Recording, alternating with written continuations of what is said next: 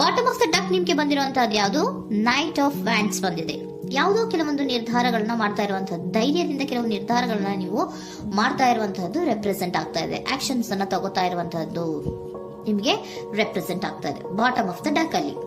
Okay, in near ಪಾಸ್ಟಿನಲ್ಲಿ ಏನಾಗಿದೆ? ನಿಮ್ಮ ಲವ್ ಲೈಫಿನ ವಿಚಾರವಾಗಿದ್ರೆ ದ ಫೂಲ್ ಕಾರ್ಡ್ ರೆಪ್ರೆಸೆಂಟ್ ಆಗಿದೆ. ತುಂಬಾನೇ ಚೆನ್ನಾಗಿದೆ, ಜಾಯ್ಫುಲ್ ಆಗಿತ್ತು, ಬಿಗಿನಿಂಗ್ ತುಂಬಾ ಚೆನ್ನಾಗೇ ಇದೆ. ಕಾರ್ಡ್ ಬಂದಿರುವಂತಹದ್ದೇನು? ವೀಲ್ ಆಫ್ ಫಾರ್ಚೂನ್ ಬಂದಿದೆ. ಸೊ ನಿಮ್ಮ ಲವ್ ಲೈಫಿನ ವಿಚಾರವಾಗಿ ನೀವು ಕೆಲವೊಂದು ಬದಲಾವಣೆಗಳನ್ನ ನೀವು ಮಾಡ್ಕೊಂಡಿರುವಂತಹದ್ದು ಇಲ್ಲಿ ರೆಪ್ರೆಸೆಂಟ್ ಆಗ್ತಾ ಇದೆ. ಕ್ವೀನ್ ಆಫ್ ಕಪ್ಸ್ ಏನನ್ನ ರೆಪ್ರೆಸೆಂಟ್ ಮಾಡುತ್ತೆ? ಸೊ ಕ್ವೀನ್ ಆಫ್ ಕಪ್ಸ್ ನೀವು ಯಾಕೆ ಬದಲಾವಣೆಗಳನ್ನ ಮಾಡ್ಕೊಂಡಿದ್ದೀರಾ? ಕೆಲವೊಂದು ರೀತಿಯ ಸ್ಟೇಬಲ್ ಇರಬೇಕು, ಬಹಳ ಕೇರ್ ಅನ್ನ ಮಾಡ್ತಾ ಇರುವಂತಹದ್ದು, ಲವ್ ಲೈಫಿನ ವಿಚಾರವಾಗಿ ಬಹಳಷ್ಟು ಇಂಟ್ರೆಸ್ಟ್ ಅನ್ನ ತಗೊಂಡಿರುವಂತಹದ್ದು ನಿಯರ್ ಪಾಸ್ಟ್ ನಲ್ಲಿ ರೆಪ್ರೆಸೆಂಟ್ ಆಗ್ತಾ ಇದೆ. ಓಕೆ, ಎಟ್ ಪ್ರೆಸೆಂಟ್ ನಲ್ಲಿ ಯಾಕೋ ನಿಮ್ಮಲ್ಲಿ 2 ಆಪ್ಷನ್ಸ್ ಗಳು ಇರುವಂತಹದ್ದು ರೆಪ್ರೆಸೆಂಟ್ ಆಗ್ತಾ ಇದೆ. ಯಾಕೋ 2 ಆಲೋಚನೆಗಳನ್ನ ನೀವು ಮಾಡ್ತಾ ಇರುವಂತಹದ್ದು ಅಟ್ ಪ್ರೆಸೆಂಟ್ ನಲ್ಲಿ ರೆಪ್ರೆಸೆಂಟ್ ಆಗ್ತಾ ಇದೆ. 2 ಆಯ್ಕೆಗಳು ನಿಮ್ಮಲ್ಲಿ ಇರುವಂತಹದ್ದು, 2 ಆಲೋಚನೆಗಳನ್ನ ಮಾಡ್ತಾ ಇರುವಂತಹದ್ದು, ಏನೋ ಒಂದು ರೀತಿಯ ಕನ್ಫ್ಯೂಷನ್ಸ್ ಅಲ್ಲಿ ಇರುವಂತಹದ್ದು ನಿಮ್ಮ ಲವ್ ಲೈಫ್ ನ ವಿಚಾರವಾಗಿ ರೆಪ್ರೆಸೆಂಟ್ ಆಗ್ತಾ ಇದೆ. ಓಕೆನಾ? ಸೆಕೆಂಡ್ ಕಾರ್ಡ್ ಯಾವ್ದು ಬಂದಿದೆ? 10 ಆಫ್ ಕಪ್ಸ್ ಬಂದಿದೆ. ಸೊ 10 ಆಫ್ ಕಪ್ಸ್ ನಿಮ್ಗೆ ಫುಲ್ಫಿಲ್ಮೆಂಟ್ ಇರುತ್ತೆ, ಸಮಾಧಾನ ಇರುತ್ತೆ, ಖುಷಿಯಾಗಿರುತ್ತೆ ಅನ್ನೋದು ನೀವು ಆಲೋಚನೆಯನ್ನ ಮಾಡಿದ್ರಿ.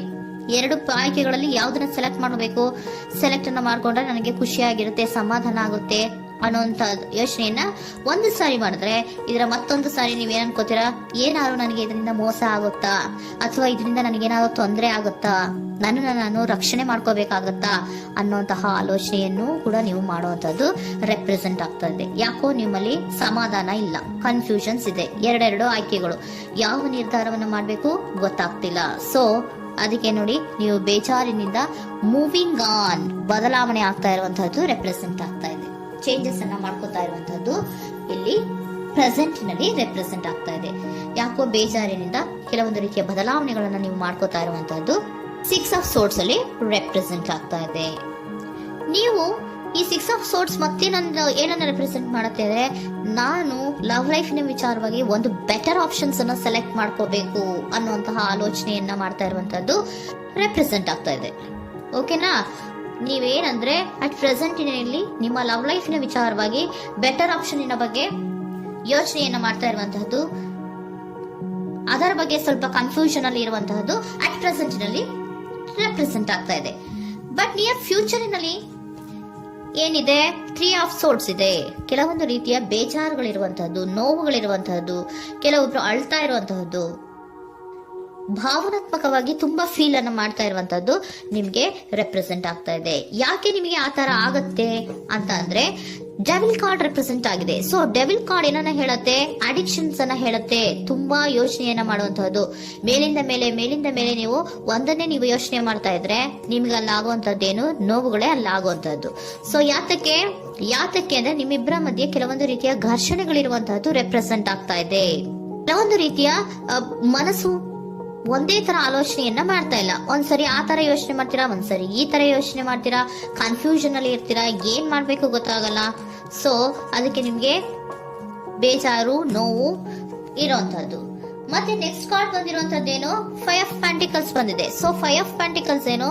ತುಂಬಾ ಇದು ಕೂಡ ತುಂಬಾ ಬೇಜಾರಿನಲ್ಲೇ ಇರುವಂತಹದ್ದು, ಫೀಲಿಂಗ್ ಲೆಫ್ಟ್ ಔಟ್ ಆಗ್ತಾ ಇರುವಂತಹದ್ದು, ರೀತಿಯ ಒಂದು ಬ್ಯಾಡ್ ಸಿಚುಯೇಷನ್ ಅಲ್ಲಿ ಇರುವಂತಹದ್ದು, ಅಂದ್ರೆ ಯಾವಾಗ್ಲೂ ನೋವು ಪಡ್ತಾ ಇರುವಂತದ್ದು, ಯಾವಾಗ್ಲೂ ಯೋಚನೆ ಮಾಡ್ತಾ ಇರುವಂತಹದ್ದು ಇಮಿಡಿಯೇಟ್ ಫ್ಯೂಚರಿನಲ್ಲಿ ಈ ರೀತಿ ರೆಪ್ರೆಸೆಂಟ್ ಓಕೆನಾ? ಸೊ ದ ಮೂನ್ ಕಾರ್ಡ್ ಏನನ್ನ ರೆಪ್ರೆಸೆಂಟ್ ಮಾಡುತ್ತೆ ಅಂದ್ರೆ, ರಿಯಾಲಿಟಿಯ ಕಡೆಗೆ ಹೆಚ್ಚು ಗಮನ ಕೊಡದೇ ಇರುವಂತಹದನ್ನ ರೆಪ್ರೆಸೆಂಟ್ ಮಾಡುತ್ತೆ. ಓಕೆನಾ? ಇದಿಷ್ಟು ನಿಮ್ಮ love reading.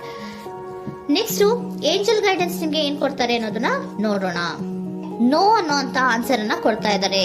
So no, not the right time. ನೀವೇನು ಕೂಡ ಈ ಕನ್ಫ್ಯೂಷನ್ ಅಲ್ಲಿ ಇದ್ದಾಗ ಯಾವುದೇ ರೀತಿಯ ಡಿಸಿಷನ್ಸ್ ನ ಮಾಡೋದಕ್ಕೆ ಇದು ಕರೆಕ್ಟ್ ಆಗಿರುವಂತಹ ಟೈಮು ಅಲ್ಲ.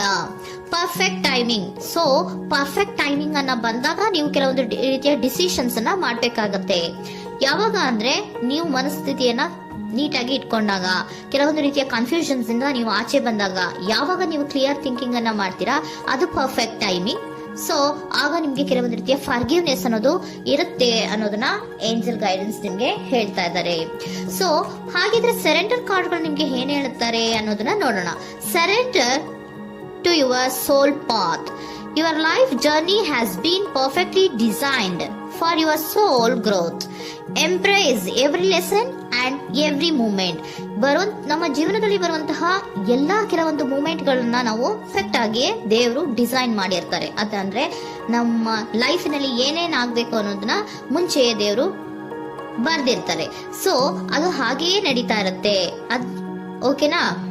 ನಾವು ನಮ್ಮ ಲೈಫ್ ನಲ್ಲಿ ಬರುವಂತಹ ಪ್ರತಿಯೊಂದು ಲೆಸನ್ಸ್ ಅಥವಾ ಪಾಠಗಳೇನಿರುತ್ತೋ ಅಥವಾ ನಾವ್ ಏನನ್ನ ನಮ್ಮ ಜೀವನದಲ್ಲಿ ಬರ್ತಾ ಇರುತ್ತೋ ಅದು ಒಂದು ನಮ್ಗೆ ನಮ್ಮ ಲೈಫಿನಲ್ಲಿ ಒಂದು ಲೆಸನ್ ತರ. ಸೊ ಅದನ್ನ ನಾವು ಎವ್ರಿ ಮೂಮೆಂಟ್ ಅನ್ನ ಕೂಡ ನಾವು ಎಂಬ್ರೇಸ್ ಸ್ವೀಕರಿಸಬೇಕು. ಯಾವಾಗ್ಲೂ ಕೂಡ ಅದನ್ನ ಸ್ವೀಕರಿಸಿಕೊಂಡು ಮುಂದೆ ಮುಂದೆ ಹೋಗ್ತಾ ಇರಬೇಕು.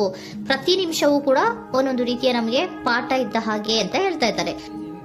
Surrender unhealthy relationship. Surrender unhealthy relationship. Let go a relationship that don't serve you, including unavailable or toxic people. You deserve to be treasured by others and to be surrounded by positive people. Unhealthy relationship ನ ಕಡೆಗೆ ಹೆಚ್ಚು ಗಮನವನ್ನ ಕೊಡಬೇಡಿ.